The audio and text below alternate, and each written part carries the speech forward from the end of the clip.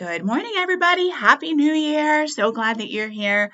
I get to do the faculty handbook and teacher expectation video. Fun.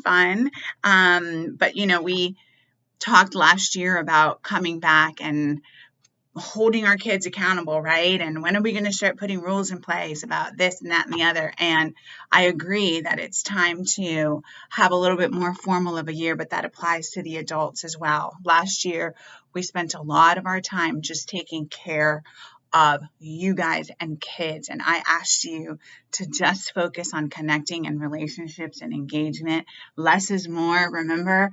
And so we let a lot of things go, which is exactly what I wanted you to do. But the administration also did that with you, right? We didn't fuss a whole lot about some of these staff expectations and some of the rules and processes and procedures that are normally in place. So it's time for all of us, I think, to maybe revisit some of our just kind of standard operating procedures because it makes the rest of the year go so smoothly. So I'm only going to do a couple of little highlights of things that are even new or have changed. By no means am I going through this whole handbook, but I do expect you to go through the handbook and sign off that you read it. It looks like this. I printed it out. You do not have to print yours out. In fact, please don't print yours out, but it's on the training page. And so you might want to go ahead and go to the DMS training page on eClass and pull that up right now so that we can go through some of these sections together. The first section that we're going to look at this morning is on page 8. This is a very basic staff expectations. We are employees of Gwinnett County Public Schools, not Duluth Middle School, and there are expectations of all of us. And so this section here is very basic. We will show up to work. We will plan. We will teach the AKS. We will work collaboratively with our colleagues. We will communicate with the community, and we will do this all with the highest level of quality possible. And so nothing there is going to be new to you, but please do review the staff expectations. On page 9, there are some faculty expectations and a bunch of bullets, things that are a little bit more specific to DMS. I want to point out a couple of them that are particularly important. The third bullet down is about punctuality. This is a really big deal. Guys, we need to arrive to work at 8:20. That is the time that we are to be here. We were super duper lax about this last year. And again, what I said earlier, we fuss about our kids not coming on time or not turning things in on time. We have to be the models for that. So 8:20 is our time. And I know that at the end of the day, you leave right after the buses, which is totally fine. But please make sure that you're here on time every day. If you're running late, no big deal. That's totally fine. It happens to all of us. But please text or call your grade level assistant principal or Carrie for connections to let them know so that you're not just strolling in at 8:50 with no notice to any of us. Then about 6 bullets down, there's one about emails. Guys, please make sure that you're responding to emails in a timely manner. We fuss all the time about we're not being able to get our parents to engage with us. And so when we do get an email from a parent, let's be grateful for that, and let's have a sense of urgency, and let's respond within 24 hours. Our parents are very quick to email me. They have a very direct, and I've made it that way. I want it that way. I want them to be able to access me at any time, but they know how to get me. And so they will sometimes email me and say, I can't get this teacher to respond to me. And then I have to forward it to you, and that's no fun. So just respond to your emails in a timely manner from parents and also from your administrators or your colleagues. A couple bullets down. Dress professionally. I will admit that this is not something that is a huge focus of mine. It's just not something I notice a whole lot. I'm much more concerned about the work that you do and not what you wear. However, we are professionals and we do need to look nice at work. So just be mindful that you're not looking kind of dirty or messy or like you're on vacation. I love talk positively about our school. That's near the bottom. By no means am I trying to squash your rights to free speech or anything like that. But what the community hears about us is the reality of Duluth Middle School, whether it be true or not. And so if we walk around and say bad things, then the community starts to think that this is not a great school, and it is an amazing school. So if you have a complaint, or you need to vent, or there is something going on at our school that you are just not happy with, come see me. Come see any of the APs and let's talk through it. But taking to social media or taking to your neighbors and sort of bashing the school is not a productive way to vent your frustrations. Are you going to have frustrations? Absolutely. But please, this is an open and safe space. Come tell us what you think and we'll work through it together. So again, that's not something I can mandate. I cannot mandate what you say outside of this building, but just something to consider. And then let's see, 4 bullets up from the bottom. Again, this is about returning calls and emails to parents. So important that we're responsive to the community. So pay attention to that. Okay, and now at the very bottom of page 9, this is new, this thing about the s'more. Guys, I do my best not to send a lot of emails. I really, really do. So when I put something in the s'more, that means it's important. I realize that there's silly stuff in the s'more, and I get that. And I try to do that because I like to have fun and keep things light. But there are also action items in the s'mores. There are calendar events in the s'more. There are articles and professional development items in the s'more that are very important that you attend to. So the s'more will come out every Friday morning. I do not expect you to read it Friday morning. I do it on Friday so that if you don't get to it during the day, you might have a chance to spend 5 or 10 minutes with me on the weekend and look at the s'more. I'm going to include more stuff in it this year. I'm going to include staff birthdays and pictures of staff doing awesome things in the classroom, and just a little bit more professional development and some more calendar stuff so that we're more on the same page of what was going on. So please, read this more, and if there are action items in this more, you are responsible for those. And when I say, did you read this more? And you look at me like I have 2 heads, that's not good. So please pay attention to my Friday emails. And then finally, this is a biggie. Underneath that s'more thing, please don't send emails to the whole faculty unless you have approval from an administrator. So go to any one of us, and if they say yes, then go for it. But other than that, please don't send emails to the faculty, and certainly not about personal things like I want to sell a dining room table or something like that. Thank you. We are already overwhelmed with emails and we don't need any extras. Okay. So on page 10, this is where it's a little bit more specific about clothing for teachers. The most important one there is when we wear jeans, we're not going to wear rips and holes in our jeans. I love them. I think they're adorable, and I have some ripped jeans myself, but they're just too casual for work. So on our jeans days, make sure that they are full jeans with no rips or holes. And then the polarizing messages. Guys, I really hoped that by this time our society would be a little bit more united and less polarized and less extreme and less mad at each other about our extreme views, but unfortunately we're not. I believe that most of us fall somewhere in the center in terms of our ideologies about the world, but there are still extremes out there, and unfortunately we cannot express those things here at work. And so if there is a shirt that is even the tiniest bit political or something that could be polarizing, please don't wear it. It's just not productive and it's not helpful. We've had situations on both sides where people have felt hurt and offended, and it's just not something that we have time to deal with this year.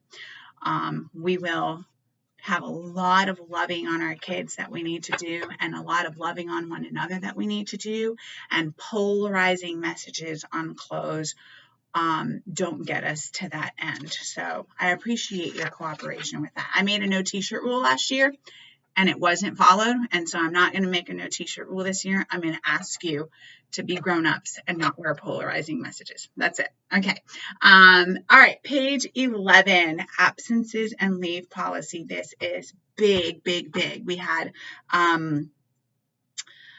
last year was a different animal, right? We didn't want anybody having to cover anybody, and so we babysat everybody in the cafeteria when there weren't teachers around. This year, that is not going to be the situation because we're using our cafeteria. So let's look at page 11, absences together. The planned absences at the very top, there's nothing new about that. If you have a doctor's appointment that's in 3 weeks, put it in ASOP, get a sub, fill out your sick leave in the portal. Great. If you are having an unplanned absence, so that means you wake up in the morning or at 3 in the morning, your child is throwing up, you didn't know you were missing school, but you have to call in sick, put it in ASOP immediately as soon as you possibly can, and then put it into the portal. This is going to be big, you guys. If you can't get a sub, and if we can't get a sub for you, your team is going to have to cover your kids. So there will be a process that your grade level APs will follow to disperse your kiddos into your teammates' classrooms. It is extremely important that you do your best to put your notices into ASOP as soon as possible so that this doesn't happen. The 8 a.m., oh, I'm not feeling great and I'm not going to go to work today, that calls, which happen a lot, and they happen a lot on Fridays, imagine, result in not having subs, which results in special ed teachers being pulled to cover classes, people losing their planning periods to be pulled to cover classes, and the assistant principals running around for a solid hour every morning trying to figure out how to fill all these holes. So if this happens, and I know that it does, if you have an unplanned illness, please put it in ASOP as soon as you can, so that we don't have to use this system any more than we need to. Then the one under that, emergency leave during the day. This is when your kid calls you from school, Mom, I have a fever. You go, okay? You tell your grade level AP or Carry in Connections, and you go. We will figure out how to cover your classes for you. You go take care of your family or your emergency, and then when you come back, you will do a leave form. And if you need any help with any of this, Tara LaBarbera is your person, okay? Sick leave at the bottom of that page, you know all of that. And then personal leave, you know all about personal leave. Remember, there are certain days that you cannot take. They are blackout dates. If you need to take them anyway, sometimes you have weddings or all kinds of events, and it falls on one of those days, then I can approve that. It just might be without pay. So again, Tara is your point person for all of these things. And then absence documentation. Okay, here's a biggie. Sometimes you have to leave the building to go to the bank, to go to an appointment, to go close on your house, to go to the doctor, whatever. If it's going to take you away from kids, if you are responsible for supervising kids during the time that you're leaving the building, then you're going to have to use sick time, an hour, 2 hours, or whatever. You go to, to as close as you can to the amount of time that you were gone. If it does not require supervision, so if it's during your planning, for example, then tell your grade level AP, go run and do what you need to do, and then come back. We are going to sign out again this year. So Tara is going to have a book on her desk, and anytime that you need to run out and you're coming back, just go ahead and sign out. That's a liability thing. Heaven forbid something should happen to you. It needs to be documented that it was work time and that you had permission to leave. So, if you do have appointments, try to make them, and they're short appointments, try to make them during your planning time, because if it's supervised kid time, you're going to have to use leave. Okay. And that's it for absences. So let's go ahead and skip a whole bunch of pages and go to page 17. There's some guidelines for guest speakers. Just go through those. I want guest speakers. I think they're such an authentic and wonderful way to get like actual industry folks in here, and kids to see faces other than ours, but just make sure that you follow those guidelines. If you're going to have your class go somewhere else, please let the front office know so that we know how to find you and find kids. Page 18. Please make sure that your kiddos are never alone in your classroom. I know I don't need to say that, but just in case, I wanted to go through it. And then On the bottom of page 18, this one is big, important to me. Parental contact and conferencing. Guys, this is a customer service industry that we are in.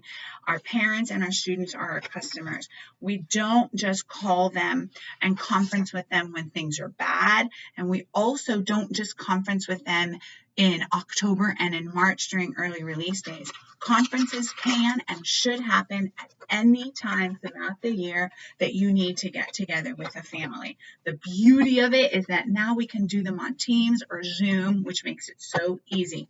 So please conference early, conference frequently.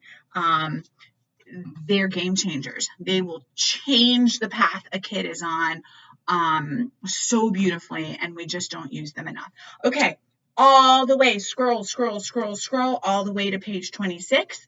At the top, supervision of students after hours. If you keep kiddos, and I hope that we have tons of club activities this year. I want this building to be alive and busy after school. If you keep them, you got to stay with them until they get picked up. That's all that you need to know. Then we go to the section called instruction and grading, which is still on page 26. This is really very simple and clear because there is a very clear board policy on grading. Grades reflect mastery, period. Grades reflect what a student knows, and that's it. So behavior is not documented in a grade. Whether you brought in extra tissues does not get documented in a grade. If you did something late, the grade doesn't need to be reflecting that either. Grades reflect only what kids know. So just keep that in mind. Next page, 27. Reteach. I'm going to go back to grades for 1 second. What I would love to see this year, and that's not in this handbook anywhere, but this is just a Cindy thought. I would love to see a whole lot more performance-based assessments this year, because that really shows you what kids know and they don't know. And it gets us away from that multiple choice experience, right? So anyway, just a side note, let's go back to page 27. Reteach, retest modules are a thing. You knew that they were a thing at the end of last year because we went through the instructional priorities document together, and they are written in that document. So at the end of a unit, students who did not have success can access your reteach, retest modules. They can only do them if their NTIs are cleared. Okay, we're going to try to build in that little accountability piece there for you to help also teach students the importance of getting their work done on time. So if they have no NTIs, they can access the reteach, retest module. They can work through all of the little videos and activities that you have for them to reteach each standard, and then they will retake the test. It doesn't have to be the same exact test, but it has to cover the same standards. Remember, we just want to know what they know. And then if they do well or on the retest, then the new grade replaces the old grade. That is something that has stayed and will stay. Then go down on page 27 towards the bottom, progress reports. This is new. We're going to send them once a week. We're going to send them, I think we said Mondays. We're going to send them once a week, I think Mondays. And this is the new part, is going to be sent by the homeroom teacher. So instead of all of you sending progress reports, only the homeroom teacher will send one progress report with all of the grades from every class. Our parents were inundated with emails last year, and so were all of us, and it caused email fatigue, and then they didn't look at them. So one progress report every week, run by the homeroom teacher. And guys, that is all I wanted to cover with you. I had no intention of going 20 minutes, but here we are. So faculty handbook, it's on the DMS training page. Take a look at it, sign off that you have reviewed it. Everybody must sign off that they have reviewed it. One last note I want to say. I am not a blanket reprimand girl. I've said that a bunch of times, and I mean it. If we start to have a punctuality problem, I will never, ever send an email that says, guys, remember we have to be at work on time, because the truth is 95% of you get to work on time every single day. So you don't need that. If there's a dress code, professional attire issue, if there is some supervision of class issue, whatever, there is not going to be a blanket statement about it. We will address you personally and privately, whether it be me or your AP. So this is it. Like, this is the last time that we'll do a full faculty talk about adult behavior. Everything else will be addressed privately and individually, because you guys don't need to have all of that. So that was just a note that I thought was important to share. Love you. So excited about getting this year started. Thank you for everything that you do. And let me know at any time what I can do to help you. You guys have a great week. See you soon. Bye.